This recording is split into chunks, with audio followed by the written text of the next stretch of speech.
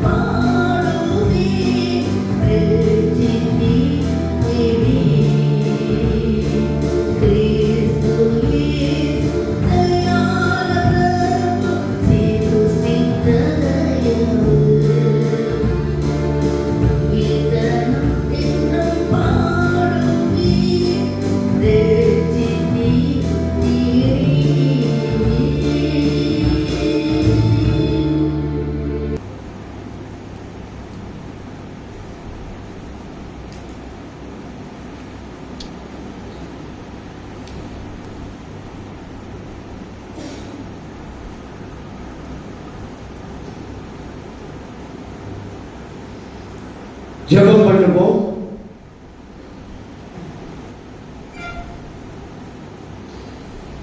எங்கள் அன்பும் பரிசுத்தமும் நீதிபடுத்தினாவே ஸ்தோத்திரம் ஆண்டவரே, ஸ்தோத்திரம் ராஜாவே ராஜாவே, கர்த்தாவே கர்த்தாவே, தேவாதி தேவனே, எங்கள் பரம தகப்பனே, உமக்கு நன்றி செலுத்துகிறோம். உமக்கு கோடான கோடி தோற்றங்களை ஏறெடுக்கிறோம். ஆண்டவரே, இந்த அருமையான அதிகாலை வேத ஆட்சியிலே எங்களை உம்முடைய சமூகத்திலே உம்முடைய ஆலயத்திலே அழைத்து வந்ததற்காக நன்றி செலுத்துகிறோம். எத்தனையோ பேருக்கு இல்லாத சிலாக்கியத்தை நீர் எங்களுக்கு தந்திருக்கிறதுக்காக நன்றி செலுத்துகிறோம். ஆண்டவரே, வந்திருக்கிற எங்களோடு திட்டவட்டமாகவும் தெளிவாகவும் பேசும்படியாக ஜெபிக்கிறோம். வேதத்துள்ள சத்தியங்களை மறைபொருள்களை எங்களுக்கு விளக்கி காட்டும், வெளிப்படுத்தும். எம்மாவுக்கு போன சீஷரோடு கூட நீர் கலந்து கொண்டு உம்முடைய வேத வாக்கியங்களை விளக்கி காட்டின பொழுது அவர்களுடைய இருதயங்கள் கொழுந்தூட்டி எடுத்தது போல இந்த நேரத்திலும் எங்கள் இருதயங்களும் கொழுந்தூட்டி எரியும்படியாக கிரியை செய்யும். இந்த நேரத்தை எங்களுக்கு ஆசீர்வாதம் மாற்றித்தாரும், மாற்றமாக்கித்தாரும். இயேசுவின் இனி நாமத்திலே கெஞ்சி கேட்டுக்கொள்கிறோம் அன்புள்ள பிதாவே, ஆமென்.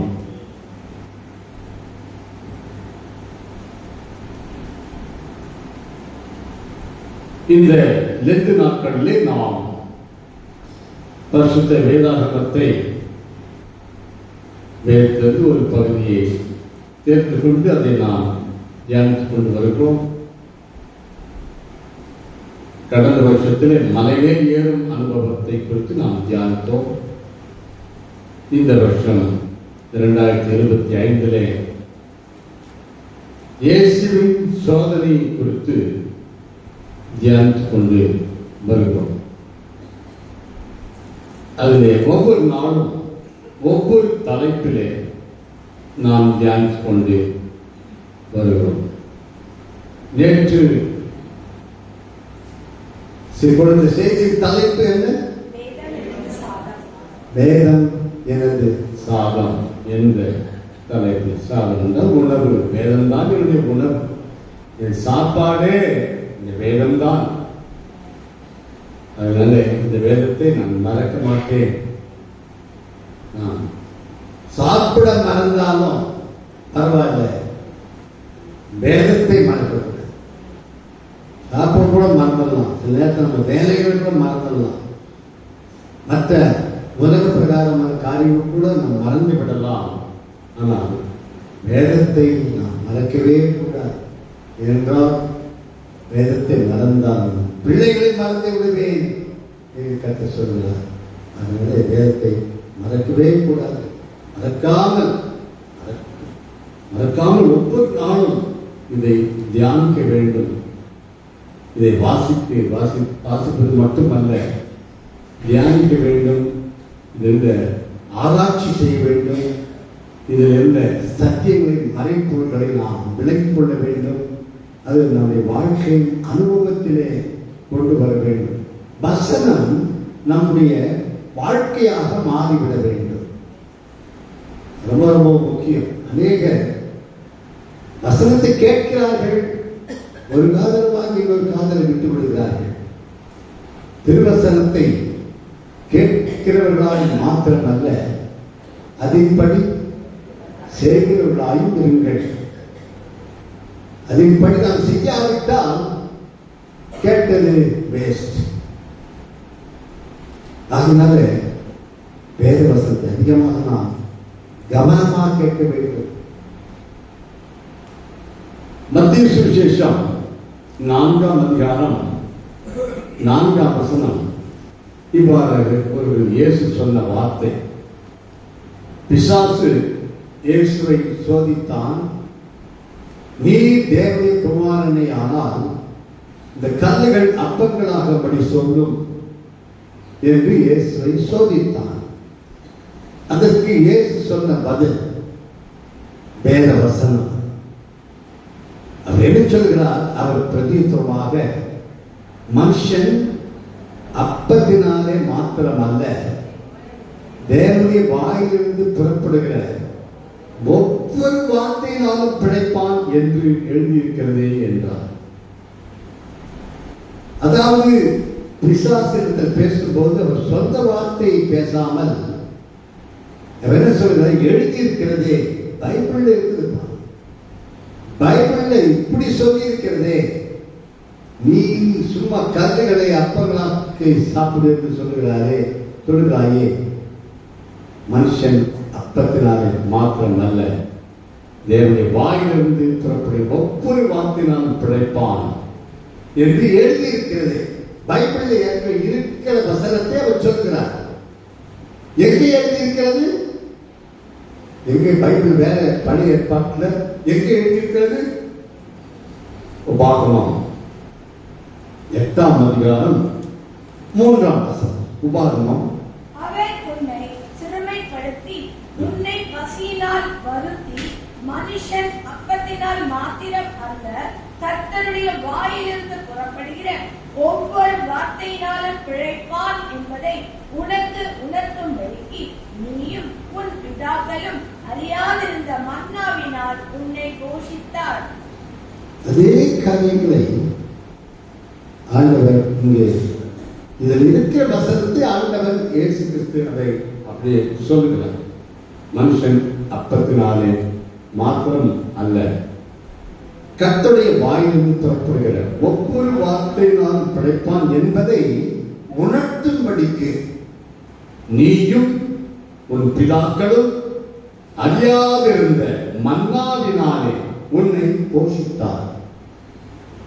அப்பம் என்றும் சொல்கிறது, மன்னா என்றும் சொல்கிறது. நாம் சாப்பிடும் உணவு அப்பம், அதுதான் மன்னா. இஸ்ரவேல் ஜனங்கள் எகிப்தின் அடிமைத்தனத்திலிருந்து விடுதலையாக்கப்பட்டு பாலும் தேனும் ஓடுகிற கானான் தேசத்திலே போய் சேருவதற்கு மோசேயினாலே இஸ்ரவேல் ஜனங்களை விடுதலையாக்கி அங்கே வனாந்தரத்தின் வழியாக நடந்து சென்ற போது அவர்களை தேவன் மன்னாவினாலே வானத்திலிருந்து மன்னாவை அனுப்பி அவர்களை போஷித்தார். ஏனென்றால் அவர்கள் எதுவும் பயிரிட முடியாது, விதைக்க முடியாது, அறுக்க முடியாது. ஏனென்றால் அவர்கள் ஒரே இடத்தில் இல்லை, வாசம் பிரயாணப்பட்டு கொண்டே போய்கொண்டே இருக்கிறார்கள். ஒரே இடத்தில் இருந்தால் விதைக்கலாம், அறுக்கலாம். ஆனால் இவர்கள் பிரயாணம் போய்கொண்டே இருக்க, ஒரு நாள் இங்க இருப்பாங்க, இன்னொரு நாள் வேற இடத்துல இருப்பாங்க, இப்படி மாறி மாறி போய்கொண்டே இருப்பார்கள். ஆகினாலே அவர்களால் அங்கே தங்கள் உணவுக்கென்று பயிரிட முடியாது, அதை அறுவடை செய்ய முடியாது. ஆகினாலே தேவன் வானத்திலிருந்து மன்னாவை பொழிய வைத்தார். மன்னா பனியை போல அப்படியே பொழியும். அப்படியே காலையில் எழுந்து பார்த்தால் அங்கே 3 பனி, அந்த பனி ஸ்னோ எப்படி இருக்கு அந்த மாதிரி அங்கே மன்னா பெய்திருக்குமா. இவர்கள் போய் அதை பொறுக்கி அதை அரைத்து அதை அப்பங்களாக சுட்டு சாப்பிடுவார்களாம். இங்கே என்ன சொல்கிறது? நீயும் உன் பிதாக்களும் அறியாதிருந்த மன்னாவினால் உன்னை போஷித்தார். மன்னா என்றால் யாருமே பார்த்தது கிடையாது. மன்னா என்றால் எப்படி இருக்கும் என்று யாருக்குமே தெரியாது. அறியாதிருந்த மன்னாவினாலே உன்னை போஷித்தார்.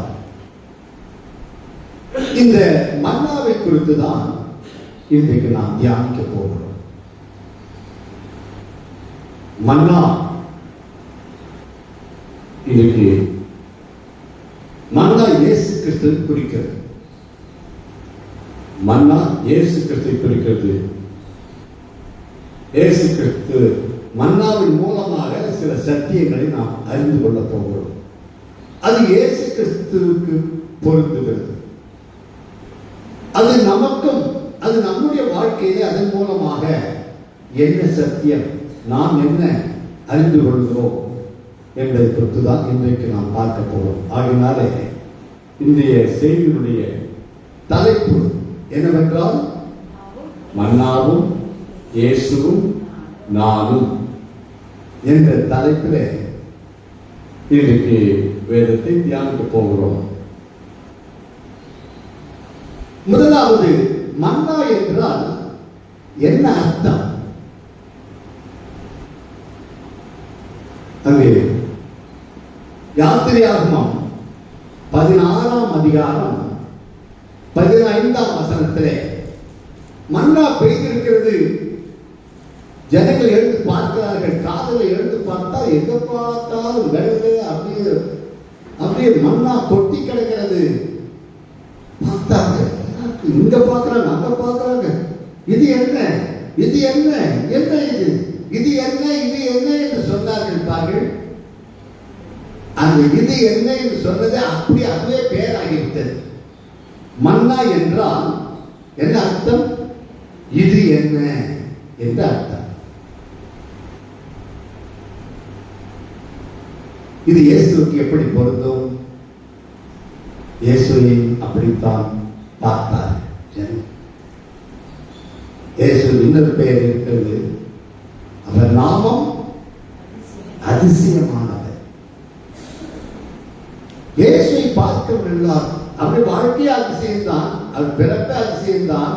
இயேசு கிறிஸ்து கல்யாணமானவர்களுக்கு ஆணுக்கும் பெண்ணுக்கும் பிறந்தவர் அல்ல. அவர் கல்யாணமாகாத கன்னி வயிற்றிலே கர்ப்பமாகி உருவாகி பிறந்தவர். அதிசயம். அவருடைய பிறப்பே அதிசயம். அவர் உலகத்தை வாழ்ந்த வாழ்க்கை அதிசயம்.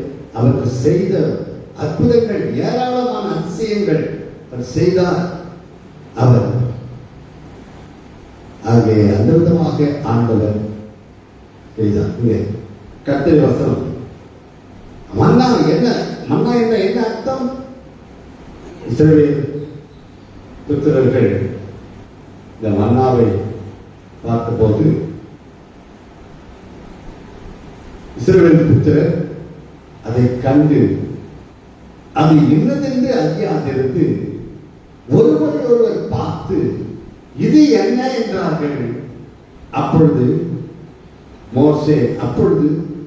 மோசே அவர்களை நோக்கி, இது கர்த்தர் உங்களுக்கு புசிக்க கொடுத்த அப்பம்.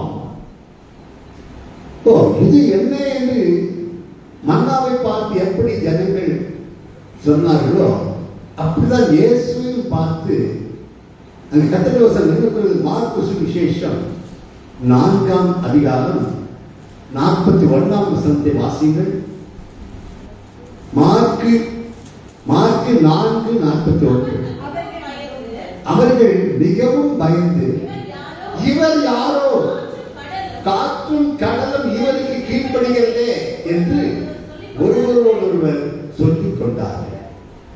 இவர் யார், இவர் யாரோ, எப்படி மன்னாவை இது என்ன, இது என்ன என்று சொன்னார்களோ அதே போல இயேசு கூட இவர் யாரோ, அந்த அளவுக்கு அதிசயப்படும் அளவுக்கு, மக்கள் பார்த்து ஆச்சரியப்படும் அளவுக்கு இயேசுவின் வாழ்க்கை இருந்தது. இன்னும்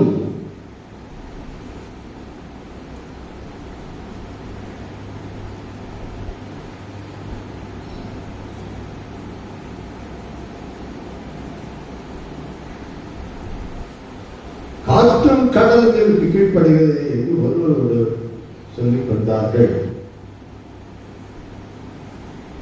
இன்னும் பவுலை குறித்து கூட என்ன வாசிக்கிறோம்? அப்போஸ்தலர் 28வது அதிகாரம், அப்போஸ்தலர் 28வது அதிகாரம் 6ஆம் வசனத்தை வாசிங்கள். அவனுக்கு வீக்கம் கண்டு அல்லது அவன் சடுதியாய் விழுந்து சாவான் என்று அவர்கள் பார்த்துக் கொண்டிருந்தார்கள். நெடு நேரமாய் பார்த்துக் கொண்டிருந்தும் ஒரு சேதமும் அவனுக்கு வராததை கண்டபோது வேறு சிந்தையாகி இவன் தேவன் என்று சொல்லிக் கொண்டார்கள். இயேசுவை ஜனங்கள் இவர் யாரோ என்று சொன்னது போல, ஆச்சரியப்பட்டது போல, அவருடைய வாழ்க்கை அப்படி ஆச்சரியப்படும் அளவுக்கு இருந்தது போல நம்முடைய வாழ்க்கை கூட இந்த உலகத்திலே பார்க்கிற ஜனங்கள், ஆஹா இவர் யார், இவர் சாதாரண ஆள் அல்ல, ஒரு விசேஷித்த ஆள், ஒரு வித்தியாசமான ஆள், நம்மிடத்திலே ஒரு வித்தியாசமான ஒரு வாழ்க்கை, எல்லாரையும் போல நாம் வாழாதபடிக்கு நான் தேவனுக்கு பிரியமாக பரிசுத்தமாக சாட்சியாக தேவனுடைய நாமத்தை மகிமைப்படுத்தும் வகையிலே நாம் வாழும்போது ஜனங்கள் நம்மை பார்த்து ஆச்சரியப்படுவார்கள். அதாவது பவுல் கைதியாக கப்பலிலே சிறையாக கப்பலிலே கொண்டு போகப்படுகிறார். போகும்போது கப்பல் சேதம் வந்து விட்டது. கப்பல் சேதம் வந்து கப்பல் உடைந்து எல்லாரும் அப்படியே கப்பலில் இருக்கிறவர்கள் கைதிகள் எல்லாரும் மக்கள் எல்லாரும் அப்படியே நீந்தி கொண்டு எப்படியோ ஒரு இடத்துல வந்து கரை சேர்த்து விட்டார்கள்.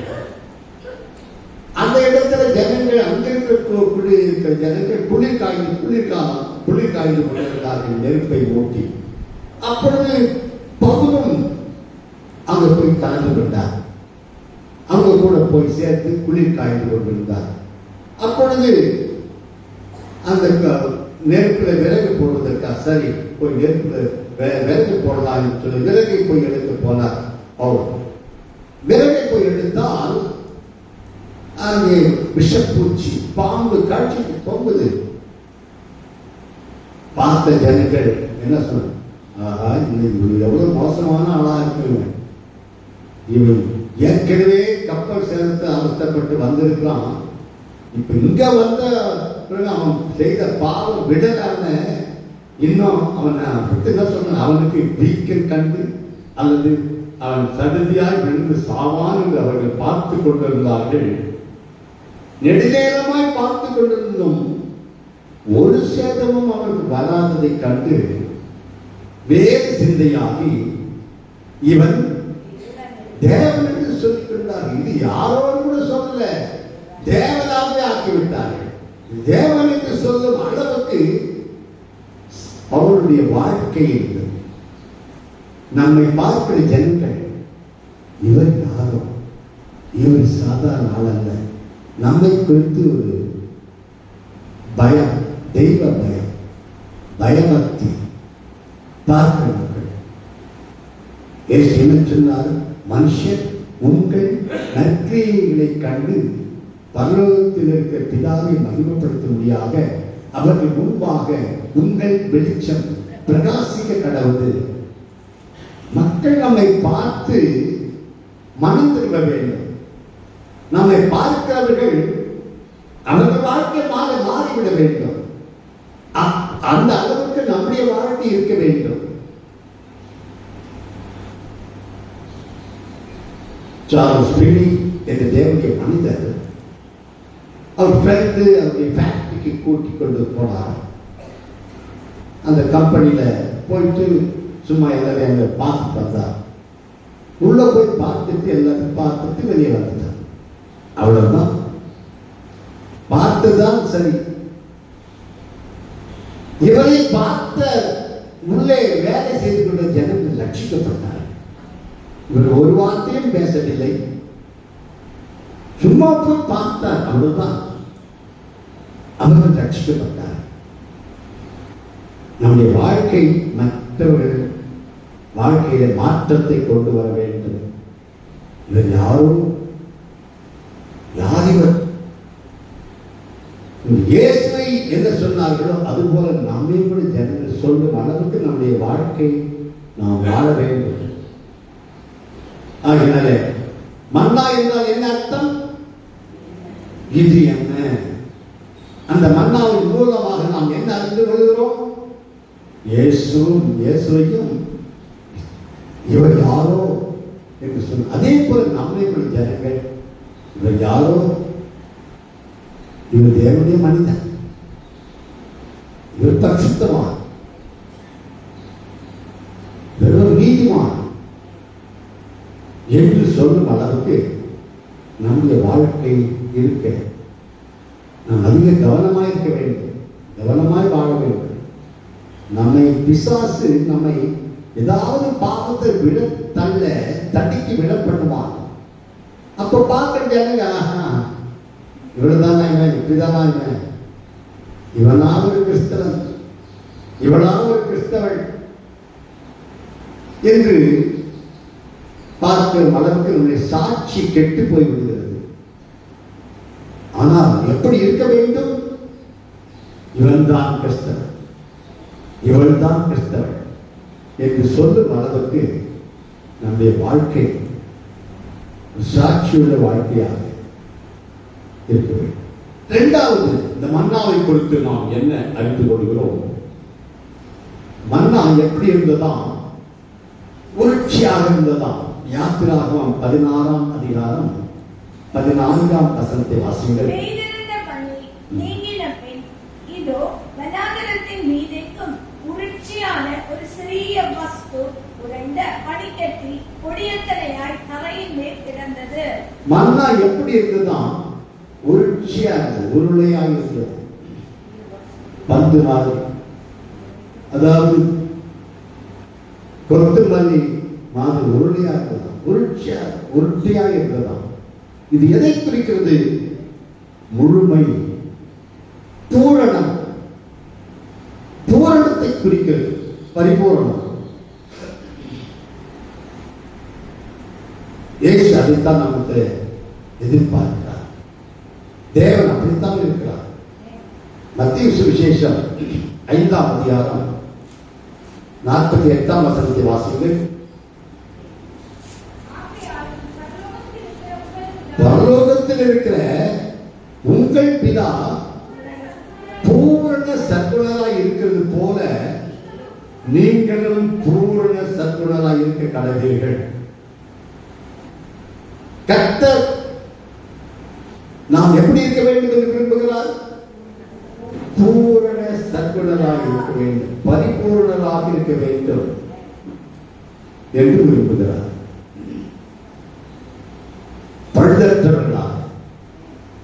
பழுதற்றவர்களாக நாம் காணப்பட வேண்டும். ஆகையினால இயேசு இப்படி வாழ்ந்தார், நாமும் அப்படித்தான் வாழ வேண்டும். இதில் நாம் கவனமாக இருக்க வேண்டும். மூன்றாவதாக, இந்த மன்னாவை குறித்து நாம் என்ன அறிந்து கொள்கிறோம்?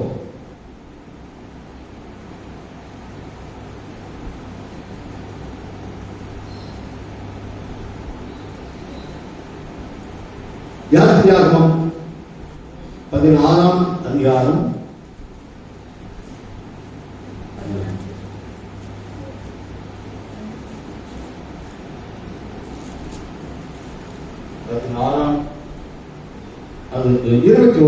21ஆம் வசனத்தை வாசியுங்கள். அதை விடியற் காலந்தோறும் அவரவர் புசிக்கும் அளவுக்கு தக்கதாக சேர்த்தார்கள். வெயில் ஏற ஏற அது உருகி போம். மன்னா வெயில் ஏற ஏற என்ன ஆகுமா? உருகி போகும். அதுக்கு பிறகு போய் உருகி போன பிறகு மன்னாவை போய் தேடுகிறார்கள். மன்னா சாப்பிடுவதற்கு உணவுக்காக போய் உருகி போச்சு, வெயில் ஏறிச்சு, உருகி போச்சு. அப்புறம் போய் மன்னாவை தேடினா அங்க என்ன இருக்க? மன்னா இல்லை, மன்னா கிடையாது. அப்போ அதிகாலை விடியற் காலம் தோறும், அது எப்பொழுது தேட வேண்டுமா? விடியற் காலம் தோறும், அதிகாலையில, காலையில எழுந்து தேட வேண்டும். அதனால இது இயேசுக்கு எப்படி பொருந்துகிறது? நாமும் இயேசுவை அதிகாலையில தேட வேண்டும். மன்னா இயேசுக்கு அடையாளமாக இருக்கிறது, இயேசுக்கு பொருந்துகிறது. இந்த இயேசுவை தேட வேண்டும் என்றால் அதிகாலையில் தேட வேண்டும். நீதிமொழிகள் 8ஆம் அதிகாரம் 17ஆம் வசனத்தை வாசியுங்கள். என்னை சிநேகிக்கிறவர்களே, அதிகாலையில் என்னை தேடுகிறவர்கள் அதிகாலையில் என்னை தேடுகிறவர்கள் என்னை கண்டடைவார்கள். கர்த்தரை எப்பொழுது தேட வேண்டுமா? அதிகாலையில் எழுந்து. ரொம்ப பேருக்கு அதிகாலைன்னா என்னன்னு தெரியல. ஏன்? அவங்க டிவி பார்த்துட்டு செல்ல நோண்டிட்டு படுக்கிறதுக்கு அது எப்படியோ ரொம்ப லேட் ஆயிட்டு காலையில எழுந்துக்க முடியல. அதிகாலைன்னா என்னன்னு தெரியல, அவங்களுக்கு எழுந்துக்க முடியல. சூரியன் வந்து குத்துற பிறகு கூட எழுந்துக்க கஷ்டமா இருக்கு. அப்படி எழுதுக்கிறாங்க. அதுக்கு பிறகு போய் பைபிள் படிச்சா கூட அவ்வளோ ஏறாது, மண்டையில் ஏறாது. எப்போதும் ஸ்கூல்ல படிக்கிற பசங்க கூட எப்ப படிக்கணும்? அதிகாலையில் எழுந்து படிச்சா தான் மண்டையில ஏறும். வெயில் ஏற முடிஞ்சு போயிடும், மண்டல ஏறாது. அதிகாலையில் தேடும் போது கர்த்தரை அதிகாலையிலே தேட வேண்டும். அதனால நான் எத்தனை மணிக்கு எழுந்துக்கிறோம்? அதிகாலையில் எழுந்துக்க படி பரவாயில்ல. நீங்களும் அதிகாலை எழுந்துதான் வரீங்க. அதிகாலையில் எழுந்துதான் இந்த வேதாராட்சிக்கு 40 நாளைக்கு வருகிறீர்கள். அதனால கர்த்தரை நீங்கள் கட்டளைகிறீர்கள்.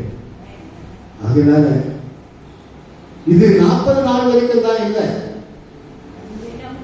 40 நாள் முடிஞ்ச பிறகு கூட நம்முடைய வாழ்நாளெல்லாம், நம்முடைய ஜீவனோட நாளெல்லாம் அதிகாலையில் எழுந்திருக்க பழகிக் கொள்ள வேண்டும். நான் ஒரு சிஎஸ்எல் இருக்கும்போது லேக் பிக்சர்ஸ் ட்ரெயினிங் வச்சாங்க. வேலூர்ல காட்பாடியில வைத்தார்கள். அப்பொழுது அங்க ஒரு தேவனிய மனிதர் வந்தார். எங்களுக்கு அவர் டீச் பண்ணினார். லேக் பிக்சர்ஸ் கோர்ஸ்ல பயிற்சி கொடுக்கணும், போதித்தார். அவர் போதிக்கும் போது அவர் என்ன சொன்னார் தெரியுமா? சீதையே தான். அவர் என்ன சொன்னார்? அதிகாலையில 4 மணிக்கா எழுந்திருக்கலன்னா அவன் கிறிஸ்தவனே இல்லைன்னு. அதுல இருந்துதான் நான் அதிகாலை எழுந்திருக்க பழகிக் கொண்டேன். கிறிஸ்தவன் என்றார், தேவனுடைய பிள்ளை என்றார், அதிகாலையில் எழுந்திருக்க பழகிக் கொள்ள வேண்டும். எழுந்திருக்க முடியல. ஏன்? நைட்டு படுகிறது லேட் ஆகும். வீணாக நேரத்தில் அவசியமான வேலைக்காக கண்பிடித்தால் பரவாயில்லை. தேவையில்லாத வீணான காரியங்களிலே அங்கே விழித்து விட்டு காலையில் எழுந்திருக்க முடியாமல் நம்முடைய ஆத்மீக ஜீவித்தை நாம் வளர முடியாது. ஆகினால அதிகாலையில எழுந்து கர்த்தரை தேடுவோம். 4வதாக மன்னா என்றால் என்ன? அது யாத்திரையாகமம் 16ஆம் அதிகாரம் 31வது வசனத்தை வாசிங்கள். இஸ்ரவேல் வம்சத்தார் அதற்கு மன்னா என்று பெயரிட்டார்கள். அது கொத்துமல்லி அளவாயும் வெண்மை நிறமாயும் இருந்தது. அதின் ருசி தேனிட்ட பனிகாரத்திற்கு ஒப்பாய் இருந்தது. இங்கே வெண்மை நிறமாய் இருந்தது. மன்னா எப்படி இருந்ததா? வெண்மை நிறமாக இருந்தது. இந்த வெண்மை எதை குறிக்கிறது? பரிசுத்தத்தை குறிக்கிறது. மன்னா இயேசுவுக்கு ஒப்பிட்டு பேசிக் கொண்டிருக்கிறோம். இயேசு எப்படிப்பட்டவர்? பரிசுத்தமானவர், பாவம் இல்லாதவர், பாவம் செய்யாதவர், பாவம் அறியாதவர், பரிசுத்த தேவன். நாம் வணங்குகிற தேவன் இயேசு கிறிஸ்து பரிசுத்தமானவர். கர்த்தர் வசனம் பாட்டோட பாடணும். குருவை தொடரும் சீஷர்களும் குரு போல மாறிடுவார். நாமும் பரிசுத்தமாக மாற வேண்டும். இயேசு கேட்டார் ஜனத்தை பார்த்து. இயேசு விரோதமாக 7 பேர் ஜனங்களை பார்த்து இயேசு என்ன கேட்டார்? யோவான் சுவிசேஷம் 8ஆம் அதிகாரம் 46ஆம் வசனத்தை வாசிங்க. என்னிடத்தில் பாவம் உண்டென்று உங்களில் யார் என்னை குற்றப்படுத்த கூடும்? யாராவது என்னை குற்றப்படுத்த முடியுமா? யாருமே நீ இந்த பாவத்தில் இருக்கிற, அந்த பாவத்தில் இருக்கிற, நீ யாருமே சொல்ல முடியல. இயேசுவை பார்த்து யாருமே குற்றம் சொல்ல முடியாத அளவுக்கு இயேசு கிறிஸ்து பரிசுத்தமாக வாழ்ந்தார். இயேசு மட்டும் இல்லை, அப்போஸ்தலர் பவுலும் அப்படி வாழ்ந்ததாக அவர் சொல்கிறார். 1 கொரிந்தியர் 4ஆம் அதிகாரம் 4ஆம் வசனத்தை வாசிக்கிறேன். என்னிடத்தில் நான் யாதொரு குற்றத்தையும் அறியேன். எந்த அளவுக்கு அப்போஸ்தலர் பவுல் வாழ்ந்திருக்கிறார். நாமும் அப்படித்தான் வாழ வேண்டும் என்று விரும்புகிறார்.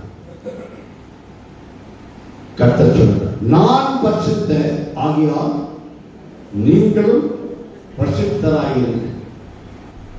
நம்முடைய தேவன் பரிசுத்த தேவன், நாமும் பரிசுத்தமாக வாழ வேண்டும் என்று விரும்புகிறார். நீங்கள் பரிசுத்தம் உள்ளவர்கள் ஆக வேண்டும் என்பதே தேவனுடைய சித்தமாயிருக்கிறது. தேவன் உங்களை அசுத்தத்திற்கு அல்ல, பரிசுத்தத்துக்கே அழைத்தார் என்றெல்லாம் வேதவசனம் கூறுகிறது. இறுதிக்கு சுத்தம் உள்ளவர்கள் பாக்கியவான்கள், அவர்கள் தேவனை தரிசிப்பார்கள். பரிசுத்தம் இல்லாமல் ஒருவரும் கர்த்தரை தரிசிப்பதில்லையே. பாவத்தோடு பரலோகம் போக முடியாது. நம்மளால பரிசுத்தமாக வாழ முடியாது. அதுக்குதான் கர்த்தர் நமக்கு உதவி செய்கிறார். நம்மை பரிசுத்தமாக்குகிறவர் கர்த்தர். அதுக்காக தான் பரிசுத்த ஆவியை கொடுக்கிறார். நாம் பரிசுத்தமாய் நம்மால வாழ முடியாது. ஆகினால் தான், அதற்காகத்தான் ஆண்டவர் நமக்கு பரிசுத்த ஆவியை என்னைக்கோ கொடுத்ததில்லை, தினந்தோறும் நாம் பரிசுத்த ஆவியினாலே நிரப்பப்பட வேண்டும். ஒவ்வொரு நாளும் நாம் கர்த்தருடைய பாதத்திலே காத்திருந்து வேதத்தை வாசிப்பதிலும் ஜெபம் பண்ணுவதிலும் நம்முடைய நேரத்தை செலவிட்டுக் கொண்டே இருக்கும் போது கர்த்தர் நம்மை பரிசுத்த ஆவியினாலே நிரப்புகிறார். நம்ம என்னைக்கோ நிரப்பப்பட்டேன் என்று சொல்லிக் கொண்டிருக்க கூடாது. என்னைக்கோ நிரப்பப்பட்டது உண்மைதான். ஆனால் ஒவ்வொரு நாளும் நிரப்பப்பட வேண்டும். இல்லாவிட்டால் பாவத்தை விழுந்து விடுவார். ஏன் பாவத்தை விழுந்து விடுகிறாய்? நீ நேரத்தை கர்த்தரிடத்தில் செலவிடவில்லை. கர்த்தரை பார்த்து காத்திருக்கவில்லை. கர்த்தரை பார்த்து காத்திருக்கும் போது நம்மை பரிசுத்த ஆவியினாலே நிரப்புகிறார். கர்த்தருக்கு காத்திருக்கிறவர்கள் புதிர் பலன் அடைந்து கழுகுகளை போல செட்டைகள் அடித்து எழுப்புவார்கள். அவர்கள் ஓடினாலும் இளைப்படையார்கள், நடந்தாலும் சோர்ந்து போகார்கள். அதன் அந்த பலனை பரிசுத்த ஆவியிலிருந்து வரும்போது நீங்கள் பலனடைவீர்கள். பலன் எப்பொழுது கிடைக்கும்? பரிசுத்த ஆவி நிரப்பப்படும் போதுதான். என்ன பலன்? மற்றொரு சண்டை போடுறது பலனா? மற்றொரு குத்தி வாயை பல்லெல்லாம் உடைச்சி ரத்தம் ஊத்துறதா பண்ணுவது அதுவா பலன்? உலக மனுஷன் ஒரு ரவுடி அப்படிதான் நினைக்கிறான். அவன் குத்தி வாயை உடைச்சிட்டா, கையங்கால உடைச்சிட்டா அதுதான் பலன் என்று அவன் நினைக்கிறான். ஆனால் கர்த்தர் நமக்கு கொடுக்கிற பலன் எது? நம்ம யார் என்ன சொல்றாலும் சரி, கம்முனு பொறுமையாக ஏசு அப்படிதான். இயேசு விரோதமா எவ்வளோ வார்த்தை, எவ்வளோ காரியம் குற்றச்சாட்டு சொன்னார்கள். இயேசு ஒரு வார்த்தை பேசாம அமைதியாக இருந்தார். நான் பொறுமையோடு இருப்பேன். நம்ம யாராவது என்ன திட்டினாலும் சரி, பதிலுக்கு பதில் பேசாதவனுக்கு அமைதியாக இருப்பது தான் பலன். தேவன் விரோதமாக பாவம் செய்யாமல் இருப்பது தான் பலன். அதுக்காக பரிசுத்தான் கொடுக்கிறார். ஆகையினால நாம் வெண்மை, இந்த மன்னா வெண்மையாக இருந்தது. வெண்மை பரிசுத்தத்தை குறிக்கிறது. இயேசு பரிசுத்தமாக இருந்தார். சீஷர்கள் பரிசுத்தமாக வாழ்ந்தார்கள். நாமும் பரிசுத்தமாக வாழ வேண்டும். கடைசியாக இந்த மன்னா எப்படி இருந்ததோ அதே யாத்திரையாகமம் 16:31 வாசிங்கள்.